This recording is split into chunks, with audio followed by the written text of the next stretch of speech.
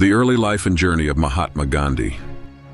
When Mohandas Gandhi died in 1948, he was one of the most famous men in the world. Leaders from many countries spoke about him, and people all over the world felt sad because he had died. Today, people everywhere still recognize his face. His words are still read, and many books have been written about his life. Today, when world leaders visit India, they take flowers to the Raj Ghat in Delhi, where Gandhi's body lay after his death more than 60 years ago. Gandhi believed that people could change the world without using violence. For many years he worked with others to free India from the British, and in the end he was successful. All his life, he worked to help poor people. He lived a simple but extraordinary life, and he became the leader of many. The British had first come to India in the 17th century, but the British Empire only began to control the whole of India in the 19th century. India was a very large country, with many provinces, cities, languages, and customs, and Indian kings worked with the British to govern the country.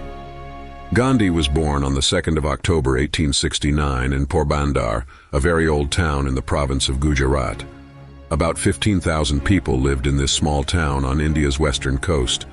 A wall of white stone had been built along the beach because the sea was often rough. There were many fishing boats and beautiful seabirds to watch. Gandhi's father, Karamchand, lived with his family in a large, very old house made of white stone. Mohandas was the youngest child. He had an older sister and two older brothers. They all spoke Gujarati, the language of that part of India, and like most people there, they belonged to the Hindu faith. When Mohandas was 7 years old, his father was given a job in Rajkot, where the British government had its central offices for the province of Gujarat. And so the family moved to Rajkot, about 190 kilometers east away from the sea. It was another old city with narrow streets, and Mohandas started to go to school there. Mohandas was a very shy boy, afraid of ghosts and of the dark. His mother, Putlibai, taught him to pray to help him with these fears. In those days, different groups in India lived separately and were not allowed to be friends with each other. One group had a very difficult life. They were known at that time as untouchables. They were given the dirtiest jobs to do and were not allowed to use the same buildings as other people. Mohandas argued about this with his mother. He did not understand why some people had to live separately. He went to school with Muslims and Hindus, boys with different faiths, and from childhood he dreamed that all people could be friends. Mohandas and his brothers and sister were not allowed to eat meat, to drink wine, or to smoke because of their Hindu faith. But secretly, Mohandas and his brother Karsandas began to smoke cigarettes, and later he copied a school friend and began to eat meat. But because of his love for his mother, he soon stopped both eating meat and smoking cigarettes. In 1882, when Mohandas was 13 years old, he was married to Kastur Kapadia, who was also 13 years old. In those days, marriage of children was the custom in India. His brother Karsandas, who was 2 years older, was also married at the same time. Mohandas accepted this arrangement. He felt happy because of the music, the new clothes, and the rich food at the wedding. But much later, he became an enemy of child marriages and worked hard to stop them.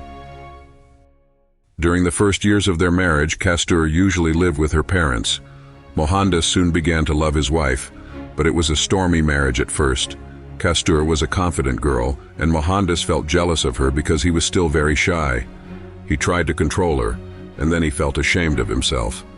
Gandhi's father, Karamchand, became very ill soon after the wedding, and Mohandas helped to look after him. For 3 years, he cared for his father every day after school. One night in 1885, Mohandas left his father's room to go and be with Kastur, and a few minutes later, his father died. Gandhi always felt ashamed that he was not with his father when he died. After Karamchand Gandhi's death, the family had less money. Laxmidas, the oldest brother, was now the head of the family. Mohandas finished school and began to dream about going to London to study law. Although he was still very shy, he was not afraid of new experiences. His oldest son, Harilal, was born in 1888, and Kastur wanted Mohandas to stay with them. His mother did not want him to leave India either, until Mohandas promised her that he would not touch meat, wine, or women.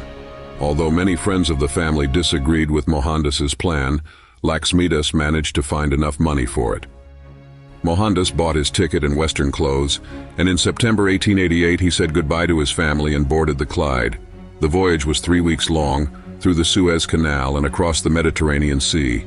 On the ship, Mohandas refused to eat meat.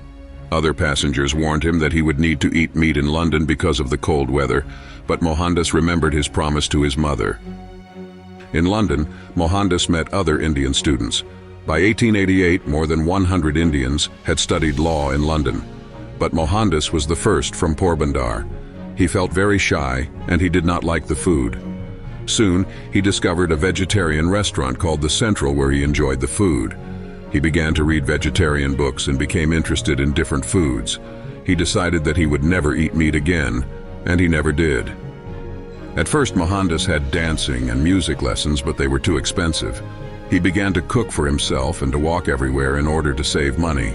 He went to vegetarian meetings and became friends with some British Christians. He also met Annie Besant, a famous writer who worked to help poor people in London and who was interested in the Hindu faith. For the first time, he became interested in God, and he began to search for the truth about God. He wanted to learn about different ideas about God, and he began to read in English the Bhagavad Gita, the Song of God, which is one of the holy books of the Hindu faith. He had never read this book in his first language, Gujarati. He began to read the holy books of the Jews and Christians, and he also went to meetings with Indians of the Muslim faith. Mohandas finished his studies after 3 years in London and returned to India in 1891. Laxmidas met the ship in Bombay, now called Mumbai, and told Mohandas that their mother had died earlier that year. Mohandas was filled with sadness. He was unable to tell her that he had kept his promise while he had been in London.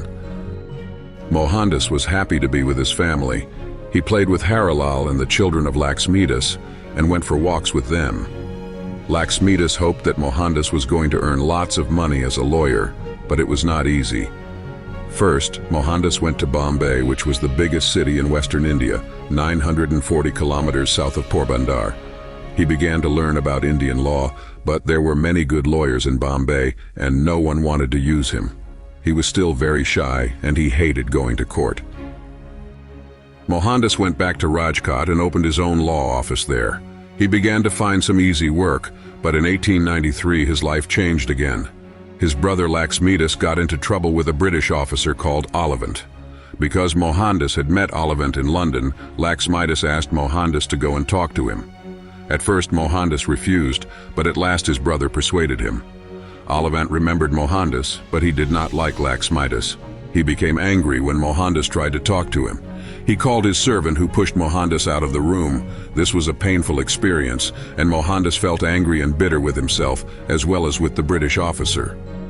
Mohandas had been back in India for 2 years, and once again he prepared to leave.